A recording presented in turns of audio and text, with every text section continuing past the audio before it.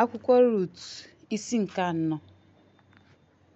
Boaz wee gaa n'ọnụ ụzọ wee nọdụ ala n'ebe ahụ. Lee, onye ikwu ya nọdụrụ ala ebe ahụ. Boaz wee gafere o wee sị, nwa m bịa. Ebe ọ tụgharịrị wee nọdụ ala, o wee kpọrọ mmadụ 10 n'ime ndị okenye obodo ahụ wee sị, nọdụ ala ebe a. Ha wee nọdụ ala. O wee sị onye ikwu gị, Naomi onye si n'ogbe Moab lọta ga-ere ala nke bụ nke nwanne anyị Elimelek.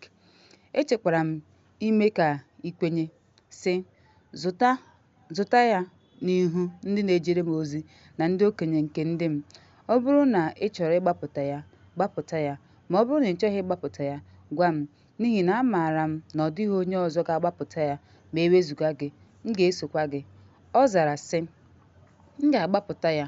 Boaz wee sị, n'ụbọchị ị zụrụ ubi ahụ n'aka Naomi, ị ga-azụtakwa ya n'aka Rut, nwaanyị Moab, nwunye onye nwụrụ anwụ, iji mee ka aha onye nwụrụ anwụ dị ndụ n'ihe nketa ya. Onye ikwu ahụ zara sị, enweghị m ike ịgbapụta ya ka m wee ghara ibibi ihe nketa m. Gbapụta ikike m n'aka gị, n'ihi na enweghị m ike ịgbapụta ya. Nke a bụ ụzọ mbụ n'Izrel gbasara mgbapụta na mgbanwe. Iji mee ka ihe niile sie ike, nwoke na-anapụ onwe ya oke, ya wee nye ya onye agbata obi ya. Nke a bụkwa ihe akaebe doro anya n'Izrel.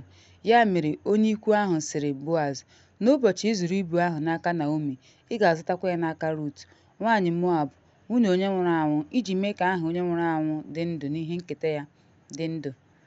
Onye ikwu ahụ zara, enweghị m ike ịgbapụta ya ka m wee ghara ibibi ihe nketa m. Gbapụta ikike m n'aka gị, n'ihi na enweghị m ike ịgbapụta ya. Nke a bụ ụzọ mbụ n'Izrel gbasara mgbapụta na mgbanwe. Iji mee ka ihe niile guzosie ike, nwoke na-anapụ onwe ya oke ya wee nye ya onye agbata obi ya. Nke a bụkwa ihe akaebe doro anya n'Izrel. Ya mere onye ikwu ahụ sịrị Boaz, uwe mwụda. Boaz gwara ndị okenye na mmadụ niile sị, zụtanụ ya n'onwe unu. O wee wepụ nke ya, nke zụtara n'aka Naomi na aka mmadụ niile. Unu bụ ndị akaebe taa, nke Chilio na Malon. Ọ bụkwa nke Elimelek na ihe niile bụ Rut, nwaanyị Moab, nwunye Mahion. A ga-akpọlite aha onye nwụrụ anwụ n'ihe nketa ya, ka o wee ghara ihichapụ aha onye nwụrụ anwụ n'etiti ụmụnne ya na n'aka ndị ajọ omume. Ndị niile guzo n'oké ifufe nke ebe ya. Unu bụ ndị akaebe taa. Ndị okenye wee sị, anyị bụ ndị akaebe ka Jehova mee ka nwunye ga-abata n'ụlọ gị dịka Rachel na dịka Lea, onye wuru ụlọ Izrel ugboro abụọ, ka unu wee mee ihe kwesịrị ekwesị na Efrata, ma bụrụ onye a ma ama na Betlehem. Ka ụlọ gị wee dị ka ụlọ Ferez, onye Tema mụrụ na Luda, na ụmụ ndị Jehova ga-enye gị. Boaz wee si n'aka nwa agbọghọ a kpọrọ Rut, onye ghọrọ nwunye ya. Mgbe ọ bịakwutere ya, Jehova chọrọ ka ọ tụrụ ime ma mụọ nwa nwoke.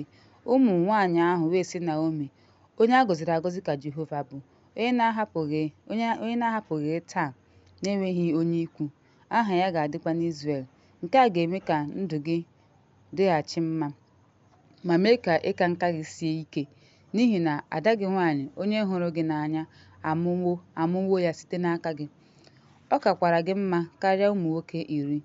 Naomi wee kuru nwa ahụ tinye n'afọ ya, wee ghọọ nne ya. Ụmụ nwaanyị ndị nọ ya nso wee kpọọ ya aha, na-asị, enwere m nwa nwoke Naomi mụrụ, aha ya bụ Obed. Onye ahụ bụ nna Jesi, nna David. Ndị a bụ ọgbọ Ferez. Ferez mụrụ Hezron, Hezron mụrụ Ram mụrụ Aminadab mụrụ Nashọn wee mụọ Salma mụrụ Boaz wee mụọ Obed. Obed mụrụ Jesi wee mụọ David.